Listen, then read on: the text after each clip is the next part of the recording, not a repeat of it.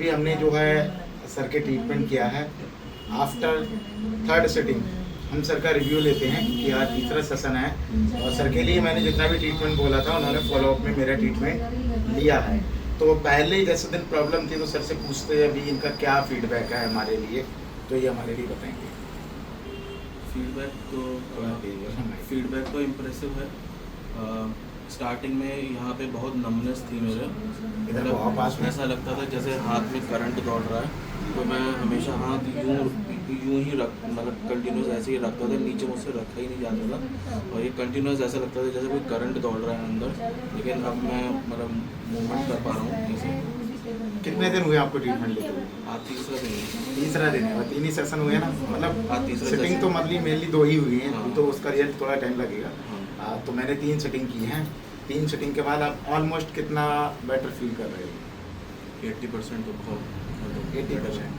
पहले दिन कितनी बेचैनी थी, ऐसा कुछ कहेंगे? सो पा रहे होंगे? पहले दिन तो मैं सो ही नहीं पा रहा था, मतलब ऐसा लग रहा था जैसे बिना पानी के मछली जैसे तड़पती है, वैसा हाल हो रहा था। आप उससे क्या बोल रहे हैं? कोई इंजेक्शन हो तो लगवा दीजिए, पेन किलर हो या कुछ लगा, क्योंकि मुझे इमीडिएट अरे रिलीफ चाहिए था। ये ऑलरेडी यहाँ पर हैवी पेन किलर मतलब जो डोज लेके आए थे, ऐसा नहीं है तो भी कोई असर नहीं था।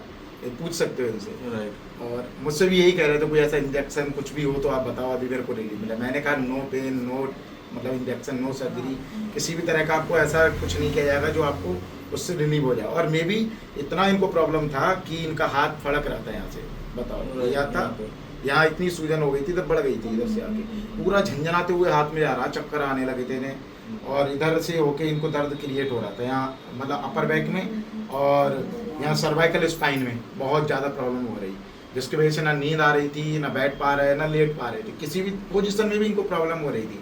मैंने इनकी पहली सेटिंग की तो इनको बहुत प्रॉब्लम थी।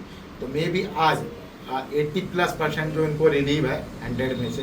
तो आप लोगों के लिए क्या मैसेज देना चाहोगे जो लोग ऐसा वीडियो देख रहे हैं और परेशान हो रहे हैं, जिनकी नस दब गई है, खिंच गई है, बहुत ज़्यादा प्रॉब्लम हो रही है गर्दन में, हाथ पैर में झुनझुनी पैदा हो रही है जैसे आपको हो रही थी, तो क्या मैसेज देना चाहेंगे सर? 2 वर्ड बोलिए।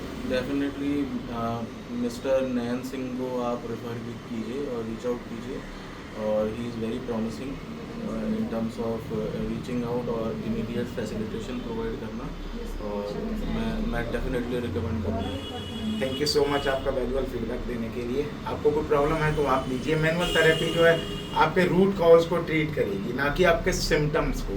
तो आपके जो आपको प्रॉब्लम हो रही है, यानी रूट कॉज इनका था कंप्रेशन होना, यानी सर्वाइकल स्पाइन, तो उसकी वजह से इनके नर्व कंप्रेस हो रही थी, तो वो अभी मैंने इनके डीकम्प्रेस किया है, एडजस्ट किया है, पोस्चर को भी एडजस्ट किया है, क्योंकि जब ज़्यादा कंप्रेशन होने लगता है तो मसल में भी जो बॉडी मिसअलाइनमेंट हो जाती है, शोल्डर मतलब जो है डाउन साइड जाने लगते हैं, डाउनवर्ड फॉरवर्ड, तो ये इसको करेक्ट करना बहुत ज़रूरी होता है। पहले दिन इनके मूवमेंट नहीं थे, मैंने अभी इनका चेक करा सकता हूँ, देखो करा के दिखाई सके, देखो घुमा के। जब आए थे तो कोई मूवमेंट नहीं था, आसानी से कर पा रहे हैं, देखो कितना क्यूकली कर पा रहे हैं, ऊपर नीचे करो।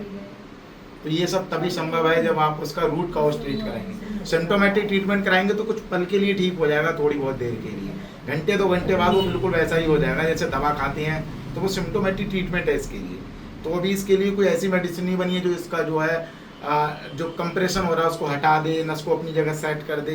तो ये मेनली हाथों से ही ठीक हो सकती है, किसी और तरीके से भी होगी, पर मैनुअल तरीके से ही, ठीक है। कोई भी प्रॉब्लम आप इसका ट्रीट कराइए, जरूर ये ठीक होगी। मिलता हूँ मैं किसी वीडियो के साथ में, तब तक के लिए बाय।